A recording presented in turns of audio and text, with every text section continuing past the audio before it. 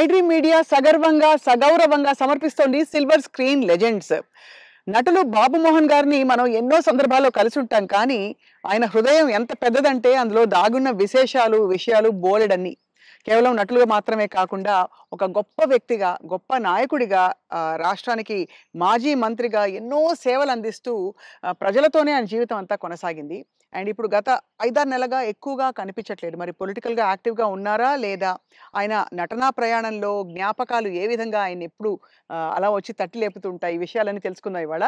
చాలా అందమైన ఆయన ఇంటి ప్రదేశంలో ఒక చెట్టుంది. నా వెనకాలుండే చెట్టు. ఆ చెట్టంటే బాబుమోహన్ గారికి చాలా ఇష్టమట. ఆ చెట్టు కింద, ఆ నీడలోనే చేస్తున్నాం ఇవాల్టి ఇంటర్వ్యూ. సార్ నమస్కారం. సాదర స్వాగతం. Very very very happy. Sir. మా పాత టైగర్ అప్పుడు కావాలని టీవీలో అట్లా కనపడంగానే కాసేపు చూసి స్వప్న చూసుకున్నాం అని పోయేది. సార్. అలాంటి స్వప్న గారు మళ్ళా ఈ ఈ ఇంటర్వ్యూకి రావడం నాకు చాలా హ్యాపీగా ఉంది. నేను నేను నేను వెనక్కెళ్ళిపోయాను మళ్ళా అప్పటి రోజులకి. అవును సార్. గొడుగు పట్టుకొని ఒకసారి చేసాం మనం. ఎందుకంటే మీకు గుర్తుందో లేదో ఒకరోజు వర్షం వస్తోందో లేకపోతే గొడుగు ఊరికే పట్టుకున్నాం ఫస్ట్ ఇంటర్వ్యూలో. కాదు కాదు. చినుకు చినుకు వర్షం అందులో. వస్తుంది, గొడుగులున్నాయి. అవును. అనుకోకుండా అది. గొడుగులు వేసుకొని చూసాం. అది. ఆ విధంగా అప్పటి నుంచి ఇప్పటి వరకు సార్ ఫుల్ గ్లామర్ మీది అలా పెరుగుతోంది. అయ్యో! బాగా సన్నగా అయ్యారు ఈ మధ్య. అవును. స్లిమ్ అయ్యా. ఆ! అంటే స్లిమ్ అని కాదండి. ఫుడ్ మానేశాను. ఆ! ఓన్లీ ఫ్రూట్ జ్యూసులు, రాగి జావా అలా హ్మ్. రాగి మాల్ట్‌తోనే ఎక్కువ కలుపుతున్నాను. హ్మ్. భోజనం చూడక ఒక 6 నెలలయింది. అబ్బో! ఇలా చూడక. హ్మ్. తిని చూడక కాదు. అది. కానీ అనిపిస్తలేదా? ఏమైనా తినాలని ఇంకా అప్పుడప్పుడు ఉంటుంది కదా సార్. అనిపించింది. నిన్ననే టెస్ట్ చేశాను. చికెన్ తింటే ఎట్లుంటదని. ఆ! కానీ దాన్ని చూసి ఇట్లని వద్దు అన్నా. హ్మ్. ఎందుకో. ఎందుకట్లా? ఏమో. అంటే వైరాగ్యమా? లేక హెల్త్ కాదు. గురించేనా? ఆ! తినలేదు కదా! వద్దులే ఏమో అట్లా అనిపించిందండి. హ్మ్. అసలు చికెన్‌ను చూస్తే నేను ఆవురావురమనేటోడిని. హ్మ్. అది చూసి ఆహ్, వద్దులే అన్నాను. హ్మ్. కొందరు అది తినమని నన్ను ఫోర్స్ చేసినోళ్ళు ఎంత ఫీల్ అయ్యారో పాపం. హుహుహు. వాళ్ళ ఫేసుల్లో చూస్తే నేను భోజన ప్రియుడిని 100%. హ్మ్. నాన్ వెజ్ లేకుండా ఏనాడు ఉండని వాడిని. హ్మ్. అలాంటిది నేను ముట్టుకొని వద్దు అన్నానంటే ఇక్కడికి దాకా తెచ్చి అదే మరి. రాత్రే హ్మ్. మళ్ళీ రాగి జావ తాగునని పడుకున్నాను. హ్మ్. నవ్వుకున్నా నేను. ఏంటో అంటే అది ఏదో వద్దని కాదు, దానికోసం ఏదో శపథాలని కాదు గానీ, వద్దు వద్దు అనుకున్నానంతే. హ్మ్. అది నాకు నా బ్లడ్‌లో ఉందిలెండి కొద్దిగా. క్రమశిక్షణ నేనేదన్నా అనుకుంటే. వద్దంటే గీత గీస్తే అది వద్దే ఇగ. ఒక్కసారి కమిట్ అయితే నా మాట నేనే విన్ను. అంతేనా? అవును. అంటే అది మళ్ళీ అట్లా కూడా కాదండి. హ్మ్. వద్దు వద్దు. అంతే. తెలుసుకుంటారు. నేను పాన్ తినేవాడిని. హ్మ్. రోజుకు 30 పాన్లు 35 పాన్లు తినేవాడిని. మిట్టపానా? మిగతా కాదు. కాశ్మీర్ కిమాం అది కొంచెము అంటే ఆ కత్తా గిత్తా అంతా ఏస్తారు అది. ఆ! ఎర్రగా అయితది. నా ఫోను రూ. 5 రూ. హ్మ్. 35. హ్మ్. దాంట్లో వేసేది రూ. 5 ఏదో అదేదో వేస్తారు దాంట్లో. గుమ్మునగా ఉంటదనమాట. స్మెల్లు. హ్మ్. కానీ అంటే అయితే ఆ పాను హ్మ్. నేను ఒక కాన్స్టిట్యున్సీ నుంచి వస్తున్నాను. నేను కాన్స్టిట్యున్సీ ఎంట్రన్స్‌లో గూడా సంగారెడ్డిలో ఒక పాన్ షాప్ చూసుకున్నాను. హ్మ్. ఆడికి ఎట్లా కట్టాలి ఏంటి అంతా నేర్పించుకొని పెట్టుకున్నాను. హ్మ్. సాయంత్రానికి తక్కువైతే ఒక 4, 5 అన్న ఉండాలి హైదరాబాద్ రావటానికి. నేను అక్కడ కట్టించుకొని వచ్చేవాడిననమాట. హ్మ్. ఆడ కట్టించుకున్నాను. అప్పుడే తీసుకున్నాను. నేను మళ్ళా మెయిన్ రోడ్ ఎక్కినాకనే పానేసుకుంటా. ఆ! మన మధ్యలో వేసుకోను. ఈ లోపల నాకు ఎస్పీ గారు ఫోను. "బాబుమోహన్ గారు మీరు ఫలానా దగ్గర పాన్ తీసుకున్నారా?" అంటే, "అవును." "వద్దొద్దు తినకండి" అన్నాడు. ఏంటి అన్నా పాన్ తినొద్దంటాడు అని నేను ఇప్పి వేసుకోబోతున్నా. ఆ! ఇంకొక ఫోనొచ్చింది. "సాబ్ పాన్ నహీ ఖానా ఉస్మే జహర్ హై" అన్నారు. విషం ఉంది అని ఒక లేడీ ఆ! ఏడుస్తుంది. హ్మ్. ఏంటబ్బా! అనుకున్నాను. అనుకోని నేను ఇట్ట పడేస్తున్నా. మళ్ళీ ఎస్పీ గారి ఫోను. "సీరియస్‌గా చెప్తున్నాను. మీ పాన్‌లో విషం ఉంది. పాము తినకండి సార్. పడేయండి. బాబోయ్! సీరియస్‌గా అన్నాడు. పడేయండి. పడేసా. వచ్చాను. ఏంటి ఎట్లయింది అనుకున్నాను. నో. రేపటి నుంచి తినొద్దనుకున్నా. మళ్ళీ ఈ రోజు వరకు తినలేదండి అసలు. అది గుర్తే రాలేదు నాకు పాను. అది. కానీ ఎవరు చేసిండ్రు సార్ అది విషం ఉందని? పైగా అదంతా కథ జరిగింది. కథ జరిగింది నాకు కానీ పెట్టారు. ఆ! పాన్‌లో పెట్టి పొలిటికల్ అపోనెంట్స్ ఆ!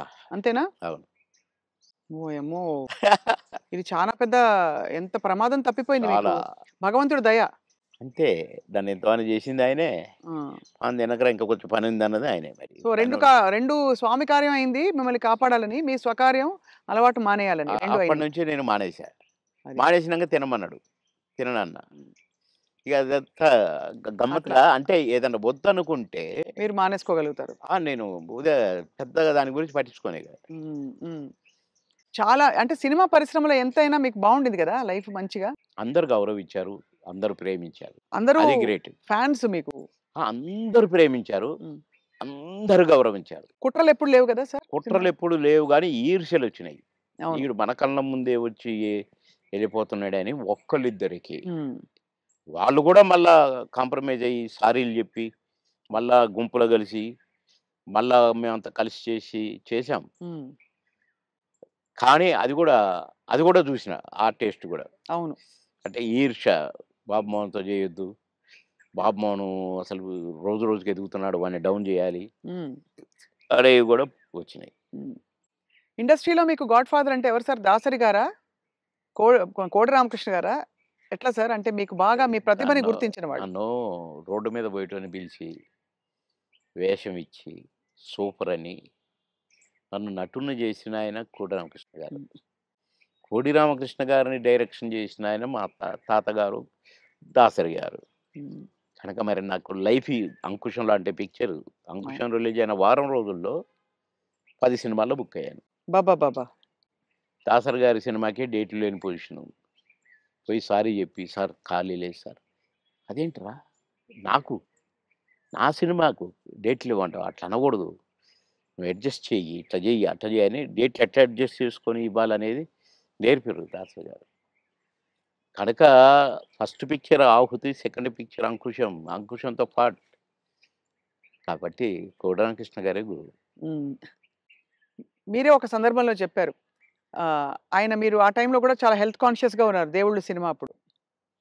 హెల్త్ కాన్షియస్‌గా ఉండి దాదాపు మీరప్పుడు ఇంకా చిన్నప్పుడు అమ్మ చిట్కాలన్నీ పాటించి వెయిట్ తగ్గుదాం అనుకున్నారు. తగ్గేసరికి ఒక్కసారి మాకు అలాగే కావాలి బొద్దుగా మా పాత బాబు మోహన్ గారు. బాబుమోనే కావాలి. పాత బాబు మోహన్ గారు. అంటే బొజ్జ ఇట్టుండాలంట. హ్మ్. ఇట్లుండాలంట. హ్మ్. ఆయన చెప్పటం అరెరెరెరే! కోడి రామకృష్ణ గారు. మహానుభావుడు, మహానుభావుడు బాబోయ్! సార్ మీరు గతంలో కూడా చెప్పారు. ఎప్పుడు కూడా మీరు నవ్వుల పాలయ్యి కూడా 10 మందిని నవ్వించారు. ఆ! ఎప్పుడు మీకు కాన్‌ఫ్లిక్ట్ రాలేదా? అది సంఘర్షణ రాలేదండి. గాని ఎందుకంటే ఇది ఒరిజినల్ గాదు గదా! మాది. అవును. నేనది గాదు గదా! హ్మ్. దాన్ని క్రియేట్ జేసి చూపిస్తున్నాను. హ్మ్. అంటే నేను క్లాసుల్లో గూడా టీచర్స్‌ని గిన ఇమిటేట్ జేసేవాడిని. ఓహో! ఎట్లా నడుస్తారు? ఎట్లా ఆ! మాట్లాడతారనా? నేను చెప్పేవాడిననమాట. అట్లా ఒక తహసీల్దార్‌ని గూడా ఇమిటేట్ జేసేవాడిని. హ్మ్. ఇంకొక అట్లా కొందరిని ఇమిటేట్ జేసి వాళ్ళలాగా మాట్లాడటము, హ్మ్. వాళ్ళలాగా నడవటము, వాళ్ళు జెప్పినట్టు చెప్పటము, అవి చేసేవాడిని. అంటే నేను కొద్దిగా సరదాకే. మిమిక్రీ దీన్నంటారు అనేది నాకు తెలీదు. హ్మ్. అంటే వాయిస్‌లు కూడా ఆ! మార్చి చెప్పేవారా? స్టైల్ అంతా? "ఏమిట్రా? ఏమిటది? ఏమి జరుగుతుంది?" మాకు ఒక సారుండేది. ఆయన మాట్లాడేవాడట్లా. హ్మ్. హ్మ్. "ఏమయ్యా ఏం చేసినారు?" అని ఒకాయన మాట్లాడేవాడు. ఆ!